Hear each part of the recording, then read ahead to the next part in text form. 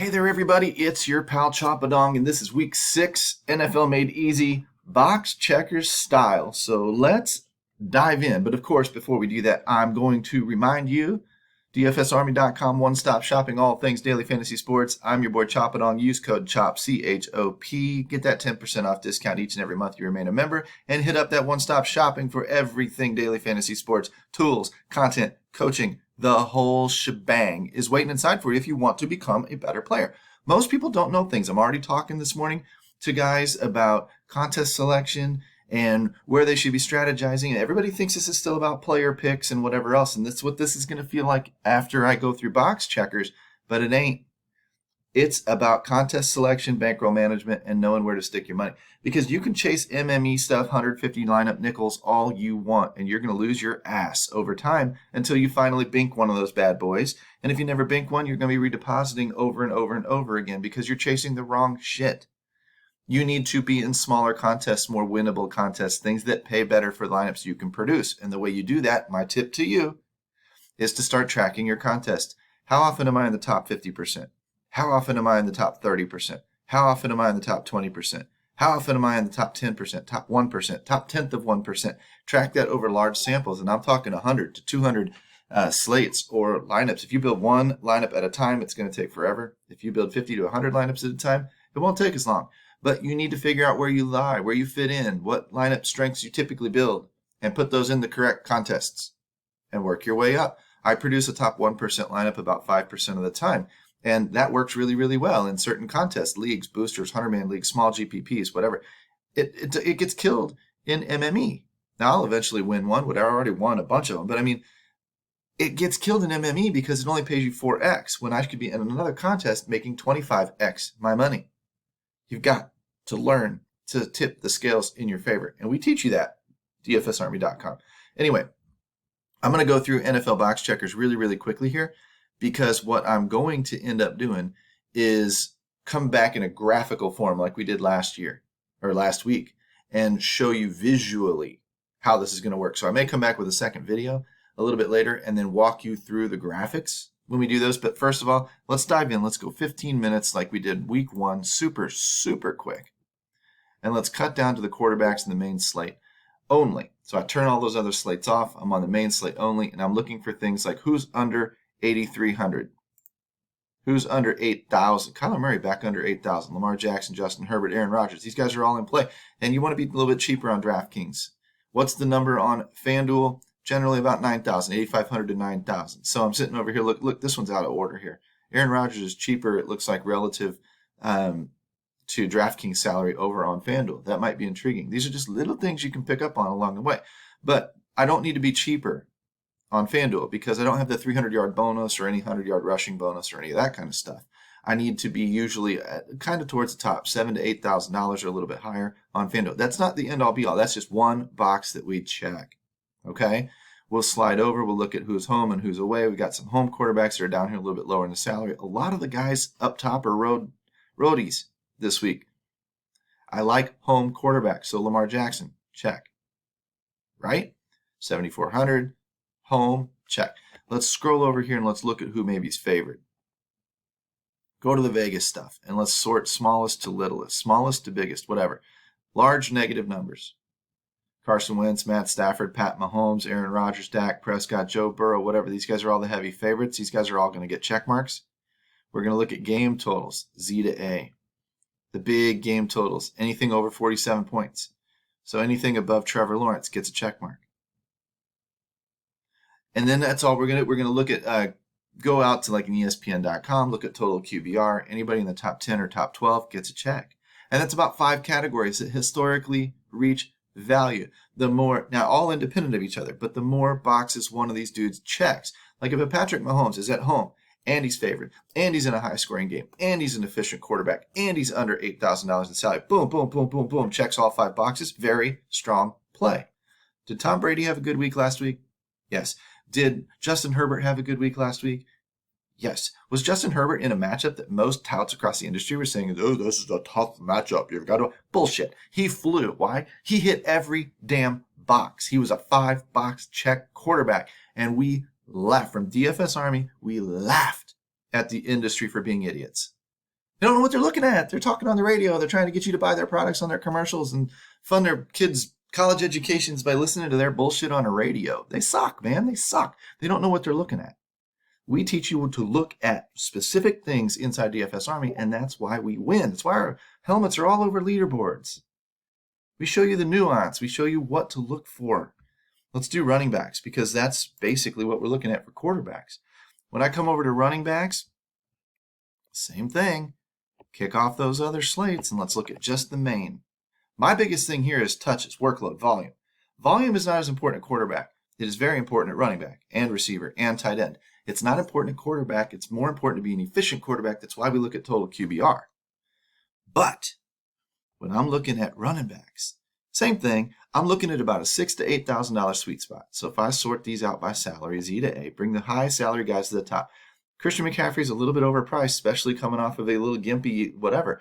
Everybody else is under $8,000. Eckler, Cook, whatever, down to $6,000. You get down here under $6,000 under Darrell Henderson, Jacobs, whatever. They're in a weird vacuum down here where they're not all that usable. They don't land in the Millie Maker lineups very often.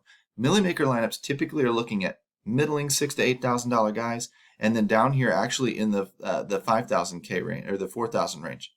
Down here, these little punty guys that end up in roles because of injury and whatever that fill in as RB2s and have a good week. That's what we're looking for. But generally 6 to 8K, check mark. FanDuel doesn't have a salary necessarily, but home quarterback or running backs again, check mark. Check mark for McCaffrey. He doesn't get this check mark, but he does get this one. Okay?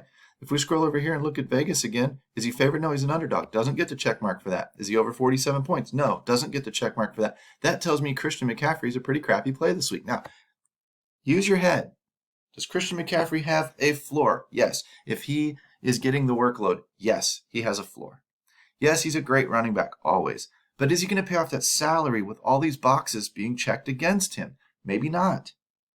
It might make sense to not use him this week. It might make sense to look for other alternatives. Now, he could have a smash week and an outlier week, of course.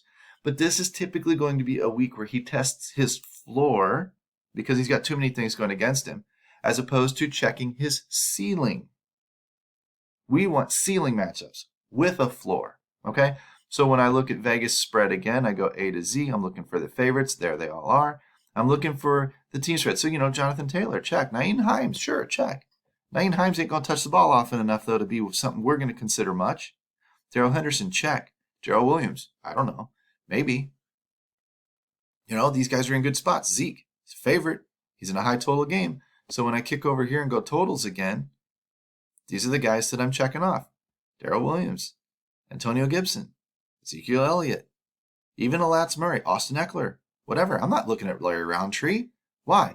Because when I come over here to the stats and go by rushing attempt, I'm going to organize that Z to A, bring all the big rushing attempts to the top, and I might even throw a filter on this just to cut some time down, right? I need a filter, text filter, come over here, custom filter, greater than or equal to, and about, 13. Why? We've got guys that, wow, that really cut the fluff.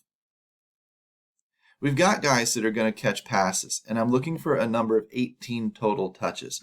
So if I'm getting them in Mixon's rush attempts alone, I don't need receptions out of Mixon. But if I get down into here, into Aaron Jones and Austin Eckler type, Eckler at 13.4, there's 5 receptions per game. There's your 18 touches. Mark Ingram, no receptions. Sorry, he's out. He's getting 13 touches. If I lower this down just a smidge, because that's a pretty small number, cut it down to maybe 12. Does it include a few more guys? It does. Do any of these guys? Well, there's 12.7 and 4 for Josh Jacobs. That's not enough. He's not quite there. Indicates he's in a committee as well. But these are the guys I'm generally looking for. Now I can look at who's favored and who's in high scoring environments. If I want to filter off games that are under 47 points, I can do that. Just click the triangle, set up a filter, kick those guys out. Now you're down to guys that are only getting rushing attempts over about 12, hopefully that are getting some passing work, and that are in a good game script, in a good game environment. High scoring game, possibly favored, possibly at home, check. You'll find some good box checkers. Come over here to the red zone work, and which of these high traffic guys are getting the red zone love? I like inside the 10. I want to see inside the 10, and Ezekiel Elliott with 3 receptions inside the 10 counts as a touch. It's kind of sexy. That's 8 rushing attempts and 3 receptions inside the 10. Does he get used inside the 10? Yes. Inside the 10 is where 75% of your fantasy points are scored. It's a big number to pay attention to. These are a little empty out here on the 18 and the 20-yard line and whatever else, but we get inside the 10 and certainly inside the 5, and now it's starting to mean something. We're looking at guys that are used on the goal line, and right here, Aaron Jones has 8 inside the 10, right? 3 receptions for him as well, 4 inside the 5. There's 11 for Jonathan Taylor and 8 inside the 10. Now, I know he didn't get in on a lot of them on week 1, but now dude's getting used. Dude's getting used. He's getting red zone work on a FanDuel where it's touchdown dependent. That's a key number to pay attention to. Zeke up here, 7 touches inside the 5. They ain't throwing to CD Lamb necessarily, but while we're doing that, let's go check the wide receivers because there's checking boxes. Bing, bing, bing, bing, bing, bing, bing. If I come over here and I check these again, goodbye Thursday, Monday, Sunday night, and now I'm looking. I don't care about home and away for receivers. Doesn't matter. Again, I'm in the $6,000 to $8,000. I believe you have to check box checkers, but somewhere in there for the salary sweet spot. That means Davante Adams is probably a little bit too pricey. And he hasn't been as automatic this year as he has been last year, right? Doesn't mean he's not a great play. It just means that's one area, one box he probably won't check. We'd probably check Cooper Kupp or check DJ Moore or whatever. And whoever has the most boxes checked typically is the stronger play. Doesn't mean Davante Adams is not a strong play.